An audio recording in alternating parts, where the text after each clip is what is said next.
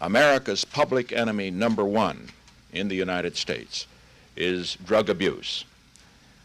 In order to fight and defeat this enemy, it is necessary to wage a new all-out offensive. In 1971, President Nixon launched the War on Drugs. The War on Drugs was a nationwide, government-wide crackdown on drug use and drug-related activity, establishing harsh anti-drug policies and enforcement practices. These harsh policies and heightened enforcement efforts disproportionately targeted black communities and black males in particular. For example, law enforcement agencies conducted concentrated anti-drug raids in poor black communities, even though in 1980, white people were 45% more likely to sell drugs than black people. This racially biased crackdown resulted in an 18% increase in arrests for drug crimes in the black community by 1991. Black people weren't just arrested. This discrimination also led to the mass incarceration of black men.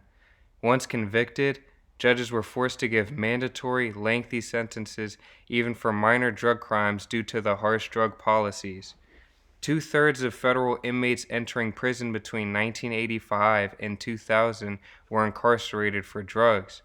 This means that in the early 2000s, if white men were incarcerated at the same rate as black men, more than 6 million people would fill prisons as compared to the actual 1.4 million inmates.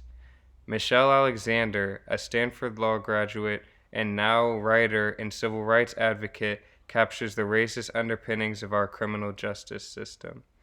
It is fair to say we have witnessed an evolution in the United States from a racial caste system based entirely on exploitation, slavery, to one based largely on subordination, Jim Crow, to one defined by marginalization, mass incarceration. There is no question that the war on drugs is more accurately described as the war against black people. Nixon's former domestic policy chief, John Ehrlichman, admitted that the war on drugs was founded on a lie designed to attack black people. We knew we couldn't make it illegal to be either against the war or black, but by getting the public to associate the hippies with marijuana and blacks with heroin, and then criminalizing both heavily, we could disrupt those communities. We could arrest their leaders, raid their homes, break up their meetings, and vilify them night after night on the evening news. Did we know we were lying about the drugs? Of course we did. Ehrlichman not only admits the war on drugs was racially biased, but also confesses that it was an explicit attack on the black community to discredit and derail progress made during the civil rights movement. You might be wondering, why is this important today? The war on drugs was decades ago. Hundreds of thousands of black people languish in detention centers to this day for drug charges up to 40 years old, while big businesses profit off of the increasing legalization of marijuana. Prisons are not only filled with old drug charges, the same discrimination and incarceration of black men instituted during the Nixon administration persists and continues to decimate the present-day black community. A 2015 survey estimates that white and black people use drugs at similar rates, but the imprisonment rate for black people convicted of drugs charges is almost 6 times that of white people. Black people represent only 12.5% of illicit drug users, yet they constitute 29% of those arrested for drug offenses and 33% of those incarcerated in state facilities. Mass incarceration then perpetuates a cycle of poverty and racial violence, further crippling a community already left weak from 350 years of slavery and racial oppression. Mass incarceration eliminates nearly all economic opportunities for black ex-offenders and diminishes the hope of escape from the cycle of poverty. 47,000 laws restrict social and economic opportunities for ex-offenders. After release, ex-offenders are often unable to secure a job, find a home, or enroll in college. They face severe economic and social struggles. Faced with so little opportunity, they often wind up returning to prison.